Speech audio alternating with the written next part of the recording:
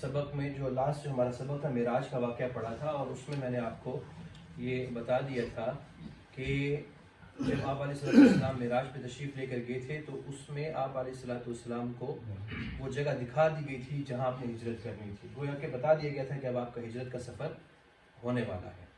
اور جب آپ صلی اللہ علیہ وسلم معراج سے واپس تشریف لے کر آئے تو رجب کا مہینہ تھا، شعبان، رمضان، شوال، ذی القعدہ، صرف 4 مہینوں کے بعد حج آ رہا تھا۔ تو اس میں آپ صلی اللہ علیہ وسلم نے باقاعدہ طور پر یہاں پر رسول اللہ صلی اللہ علیہ وسلم کو جو وہاں مدینہ منورہ کے لوگ ملے، اور باقاعدہ طور پر یہاں سے مدینہ منورہ میں دعوت کا آغاز ہوا۔ تو ہم نے آج سے یہ پڑھنا ہے۔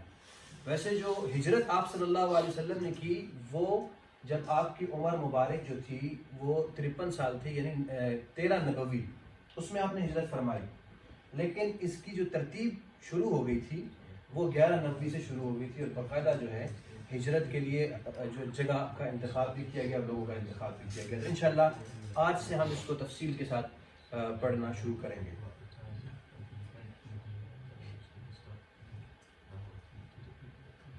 سب سے پہلے تو یہ دیکھیں کہ یہ جو مدینہ منورہ جس کا انتخاب کیا گیا یہ آباد کیسے ہوا یہاں پر، یہ بھی ایک بڑی عجیب داستان ہے۔ موسیٰ علیہ السلام حج کر کے واپس تشریف لے جا رہے تھے، تو یہاں پر انہوں نے قیام فرمایا، مدینہ منورہ میں انہوں نے قیام فرمایا۔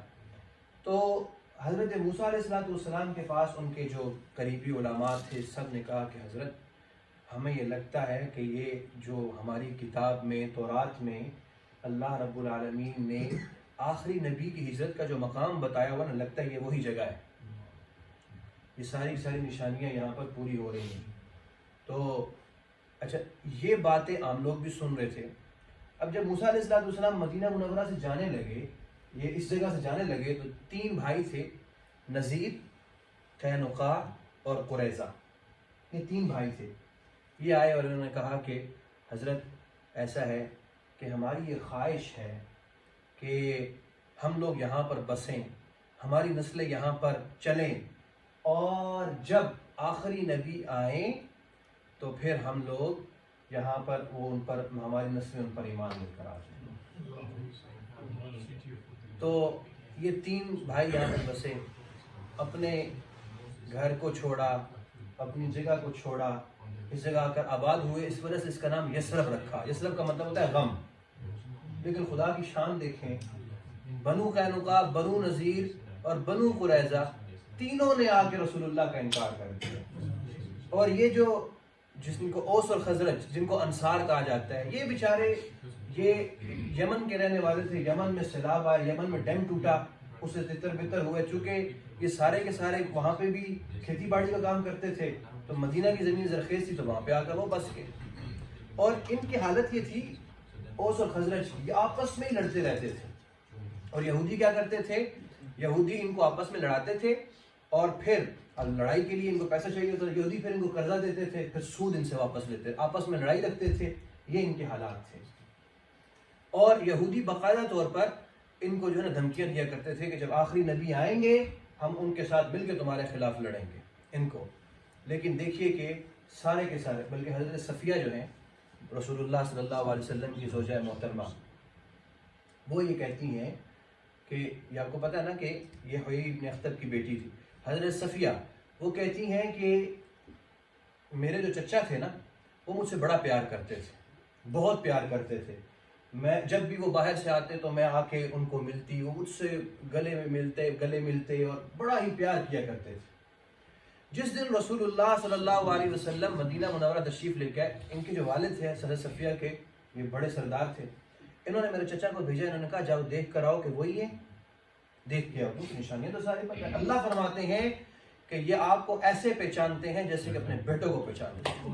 حضور علیہ السلام کو یہودی ایسے پہچانتے ہیں۔ حضرت صفیہ کہتی ہیں کہ میرے چچا گئے اور انہوں نے جا کر دیکھا، واپس آئے، دروازے پر ہی، ابھی دروازے پر ہی تھے تو میرے والد نے پوچھا ہوا وہی ہے؟ تو میرے چچا نے کہا واللہ ہوا، خدا کی قسم وہی ہے۔ تو کہتے ہیں میں ترتیب کے مطابق بھاگ کے اپنے چچا کے پاس گئی تو میرے چچا نے جو نا اٹھا کے پیچھے پھینکا. میں نے کہا یہ کیا ہے, آج تو محبت کا کوئی اظہار نہیں, لیکن ان کو یہ غصہ تھا کہ دیکھو نبی کس کو بنا دیا گیا. تو کہتی ہیں کہ میرے چچا نے میرے والد سے پوچھا کیا کرنا ہے, تو میرے والد نے کہا کہ مر جانا ہے, ان کی اطاعت نہیں کرنی. ایسے یہودی دیکھیں سارے کے سارے, لیکن اللہ نے کن کو چن لیا؟ اوس اور خزرج کو, ان لوگوں کو. اچھا یہ چنا کیسے, ان کی ذرا بات سنیے. یہ تو میں نے آپ کو بیک گراؤنڈ بتا دیا کہ یہ جگہ آباد کیسے ہوئی یثرب. یہاں پر جو اوس اور خزرج تھے یہ آیا کرتے تھے حج کرنے کے لیے. یہ منا کی راتوں میں سے ایک رات تھی, 11ویں رات تھی. یہ منا کا میدان ہے, ٹھیک رہے دیکھ رہے آپ, 11ویں رات تھی.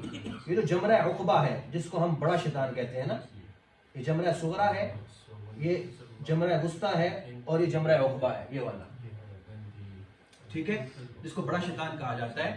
اور اس کے بالکل ساتھ ہی عقبہ, یہ دیکھ رہے ہیں جگہ, یہ آج یہاں پہ مسجد بنی ہوئی ہے.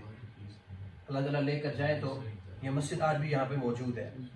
یہاں پر آپ صلی اللہ علیہ وسلم اپنی ترتیب کے مطابق, چونکہ حج پہ جب لوگ آتے تھے رسول اللہ صلی اللہ علیہ وسلم ان کو دعوت دیا کرتے تھے, دین کی دعوت دیتے تھے. حضور علیہ السلام اپنی ترتیب کے مطابق رات کے اندھیرے میں لوگوں سے مل رہے تھے. تو یہاں پر آپ کو 6 لوگ ملے. ان کے نام یہاں پہ میں نے یہ نوٹ کیے ہوئے ہیں. یہ 6 لوگ جو تھے کون کون سے تھے؟ اسعد بن زرارہ, عوف بن حارث, رافع بن مالک, قطبہ بن عامر, عقبہ بن عامر, جابر بن عبداللہ رضوان اللہ تعالیٰ عنہ اجمعین. یہ 6 لوگ ملے. آپ صلی اللہ علیہ وسلم نے ان کو دعوت دی. سورہ حامیم سجدہ نئی نازل ہوئی تھی.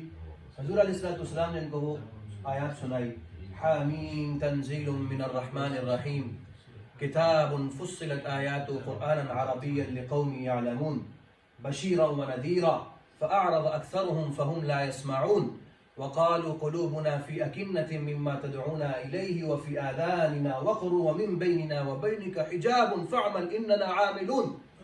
حضور علیہ السلام یہ قرآن پڑھ رہے تو یہ ایک دوسرے کے منہ کی طرف دیکھ رہے. یہ 7 آیات آپ صلی اللہ علیہ وسلم نے ان کو سنائی.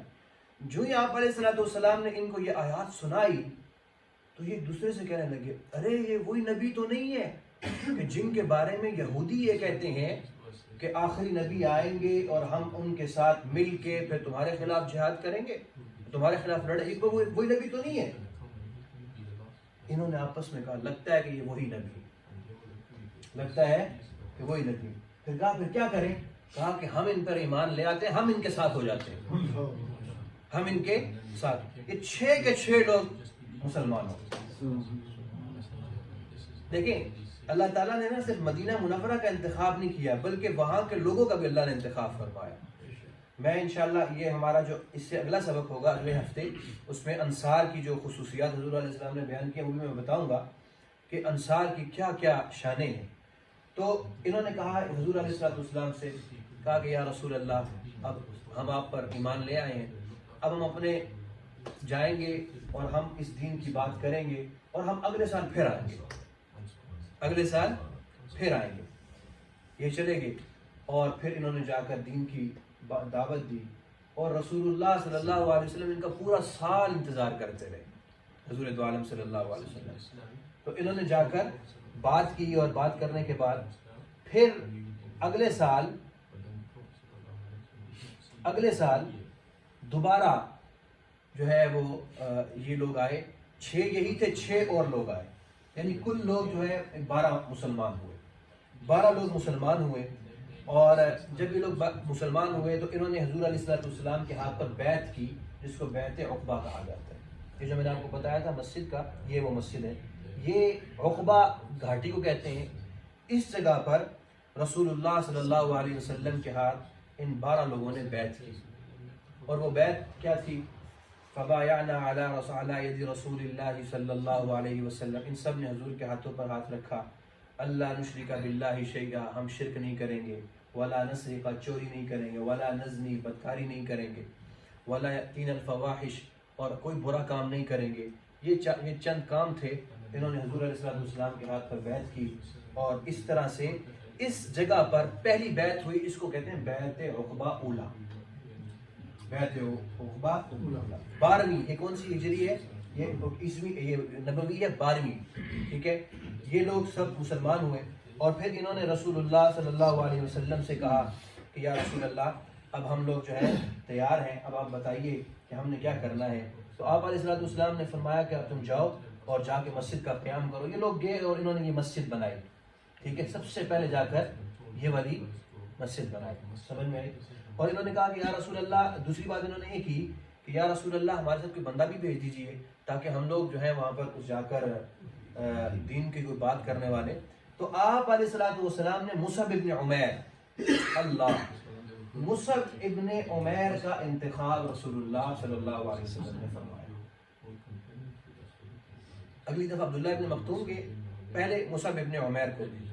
یہ جو آپ سنتے ہیں نا کہ آپ صلی اللہ علیہ وسلم ہجرت کر کے جا رہے تھے، لوگ سارے کے سارے باہر نکل کے حضور کے انتظار کے لیے کھڑے ہوتے تھے، یہ جو آپ سنتے ہیں نا، اس ساری محبت کے بھرنے میں مصعب ابن عمیر کا ہاتھ تھا. انہوں نے ایسے رسول اللہ کی محبت لوگوں کے دلوں میں بھری کہ اکثر لوگوں نے رسول اللہ کو دیکھا نہیں تھا لیکن وہ رسول اللہ پر فدا ہوتے تھے.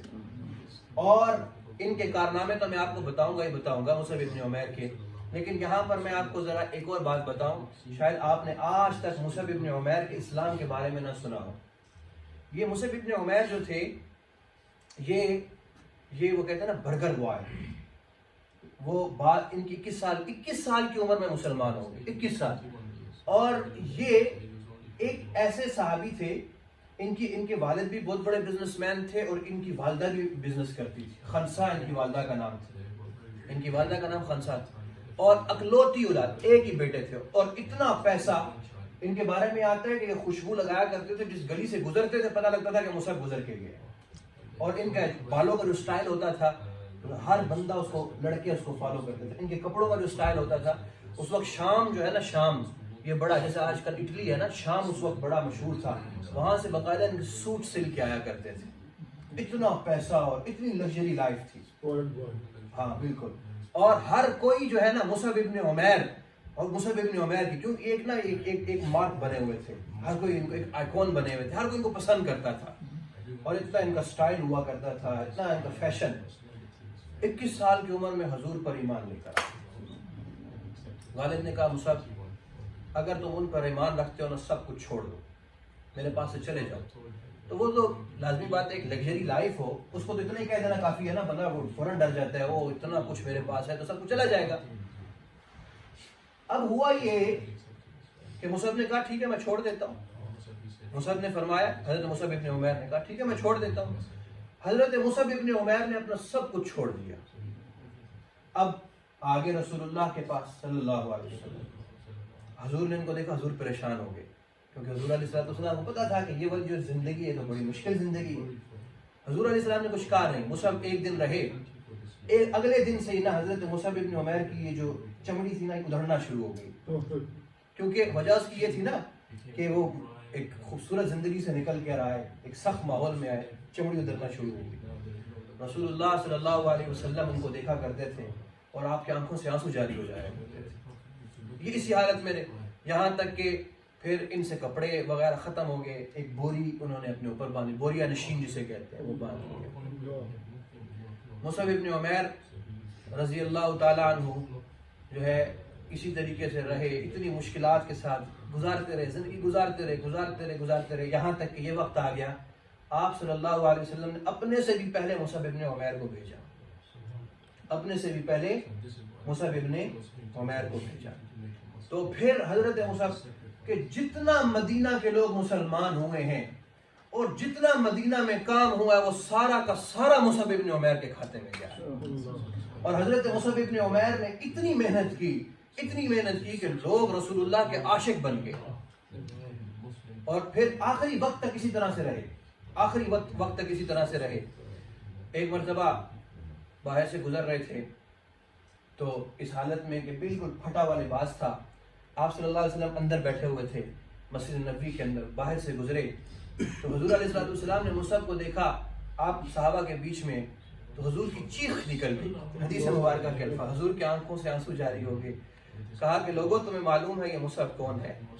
اس مصحف کو میں نے صبح بھی اور شام کو بھی، صبح بھی اور شام کو بھی شام کا لباس تبدیل کرتے ہوئے دیکھا ہے. دیکھو اللہ کے دین کے لیے کس حالت میں ہے، دیکھو یہ جا رہا ہے. اور ان کی جو وفات ہوئی وہ غزوہ احد کے موقع پر ہوئی. حضور علیہ السلام حضرت حمزہ کی شہادت ہوئی. حضور علیہ السلام ان کی میت کے پاس بیٹھے، حضرت حمزہ کے پاس آنکھوں سے آنسو جاری. کسی نے کہا کہ یا رسول اللہ مصعب شہید ہو گئے.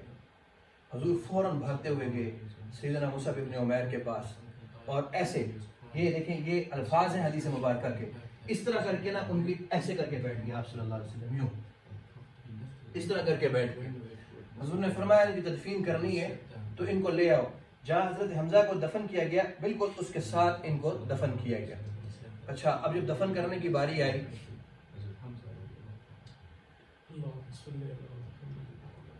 دفن کرنے کی باری آئی تو حضور علیہ السلام نے کہا کفن دو. اتنا سا کپڑا ملا کہ نچلا دھڑ اگر اس کے اوپر وہ رکھا جاتا تو اوپر والا دھڑ ننگا ہو جاتا، اوپر والے پہ رکھا جاتا نچلا دھڑ ننگا ہو جاتا. آپ صلی اللہ علیہ وسلم بیٹھ گئے اور آپ رونا شروع ہو گئے کہ واہ مصعب، تم نے اللہ سے جو وعدہ کیا اس کو پورا کیا. تمہیں خدا نے کیا کچھ عطا کیا تھا، تم نے اللہ کے دین کے لیے. آپ نے فرمایا کہ ایسے کرو، اس کے نچلے دھڑ پہ کپڑا ڈال دو، اوپر والے دھڑ پہ گھاس ڈال دو اور اس کو اسی طرح سے دفن کر دو. ابھی بیٹھے ہوئے تھے، فوراً جبرائیل امین آئے یہ آیات مبارکہ لے کر، من المؤمنین رجال صدقوا ما عاہدوا اللہ علیہ، کہ یا رسول اللہ یہ وہ شخص ہیں، اللہ فرما رہے ہیں کہ اس نے میرے سے جو وعدہ کیا تھا اس نے پورا کیا. اللہ گواہی دے رہے ہیں کہ جب یہ لا الہ الا اللہ محمد رسول اللہ کر کے میرے سے وعدہ کیا تھا کہ اللہ میں تیرے دین کے لیے اپنا سب کچھ قربان کرنے کے لیے تیار ہوں، اس نے پورا کیا. اور آپ علیہ السلام نے فرمایا کہ مصعب تمہیں بشارت ہو کہ اللہ نے تمہارے وعدے کو ایفا ہونے کا یہ تمہارے لیے بشارت دی ہے. تو یہ حضرت مصعب ابن عمیر اس طرح ان کی عجیب و غریب ان کی ہستی تھی، بڑی عجیب و غریب ہستی.